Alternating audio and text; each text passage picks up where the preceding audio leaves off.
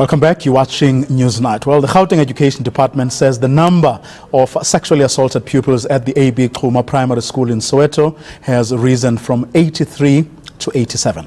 Well, Steve Mabona is the spokesperson for the department. Welcome back. Thanks very much for coming through today as well. 87 learners and counting.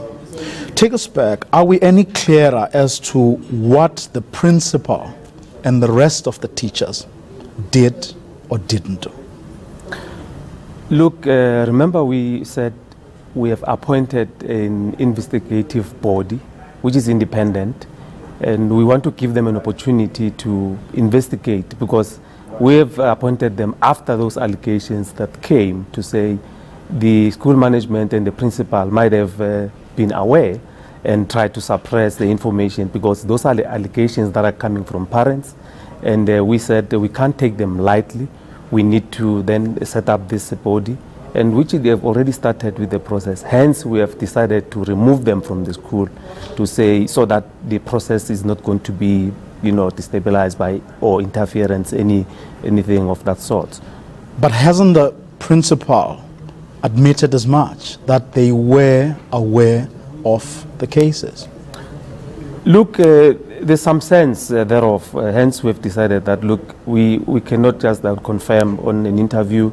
Let's have this body investigate, have statements, give them an opportunity, because we'll understand that from this we need to take a labor action on what is it that we're going to be doing moving forward, because we can't have officials who transgress and misconduct themselves, and you don't punish or you don't take them into the process. So we need to give the investigative body an opportunity to investigate, give us the report, and then necessary action will then have to be taken, because HR will then have to do a due process and give them an opportunity, because we understand there's labor law which we need to accede to and give people an opportunity to also respond on the allegations that would have been presented unto them. But let's put humanity, doing the right thing, and those kinds of things aside, and say, in terms of the laws, the rules, and the protocols, what should a teacher do? What is a teacher obligated to do in circumstances like these? Look, we understand that we have what we call your safety measures policy in the education sector, and the principal is the custodian of that policy. There's what we call a security team or safety team, which encompasses of the principal, SGB, RCL, educator, all the stakeholders in the schooling environment are represented thereof. So any form of sexual harassment, sexual assault that occurs in the schooling environment, there's an obligation to report that to the police, and the principal must lead that process. The parent must be taken in confidence, so that if there is a need for the parent to be, present when we go to the police, then the parent must avail. But there's a responsibility for us to report such to the police, and hence the protocols are very clear on how to manage a sexual abuse which is related to a learner or a child thereof. So there's no excuse. Policies are there which are guiding us. Hence, it's important when action has not been taken by an official, or a responsibility, was not actually taken into consideration by a manager thereof, then action must then be taken. So protocol and policy, it's there. So you need just to adhere to it. So your safety of a learner, it's a priority in our schooling environment. Am I wrong in saying there is at least prima facie evidence that the principal did not do what they are supposed to do as soon as they discover that there's something like this going on? Look, as there's an investigation that is going on, you will know that it will be not correct for us to pronounce that, in the media, that the principal is wrong or is not wrong or did not do. Hence, an investigation must then make us to understand what transpired, so that whatever we pronounce, it should be informed by facts, not by what we assume or what we think of. Okay, there is that panel that's investigating. What else is happening? What other update can you give us? Look, it's important to put an emphasis that the counseling process it's continuing. Hence, we are indebted to Teddy Bear Clinic. They were swift in their action. When we informed them, they came, went to the school on the same day when we informed them to come and assist us. Because we know they are experienced. They deal with the cases which has to do with children.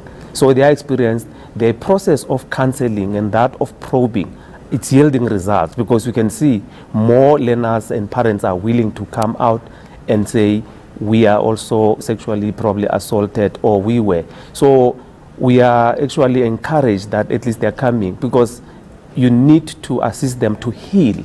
The process of reintegration in a professional way, it's important to be undertaken. And hence we are saying the process is going well, and we are not hoping for more to come out.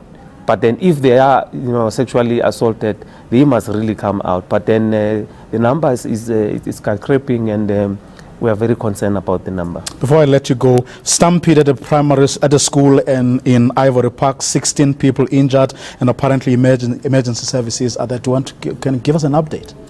Actually, we can confirm that that incident occurred in Ivory Primary School, where there was a science expedition from city parks. They came to the school, and an arrangement was made to say this is what we're going to be doing. The school considered and allowed them to come in the space. They made necessary arrangements, but because of limited resources, they then did that outside in the lawn, where when the process of that expedition started, because learners are learners, and children in the primary school, they were inquisitive. They all wanted to be in front. They started pushing, wanting to see what's really happening there. And that resulted in them tripping into each other. And because we're talking about 900 learners in the same space, so about 19 of them were then injured. But there's a confirmation, because they were taken to Tembisa Hospital. They are treated, and I can assure you that they will all be discharged, because they said it's minor bruises that they have experienced. So they will be discharged, all of them. And we said speedy recovery to the children, and we have apologized to parents, and there are those parents that we could not reach when we were interacting with them, but then we send the officials at home to say, take these kids at home and apologize to the parents, and we think that will not really happen again. Thanks very much. Thanks for that update too, and thanks for coming through. That was the spokesperson of the Gauteng Department of Education, Steve Mabona.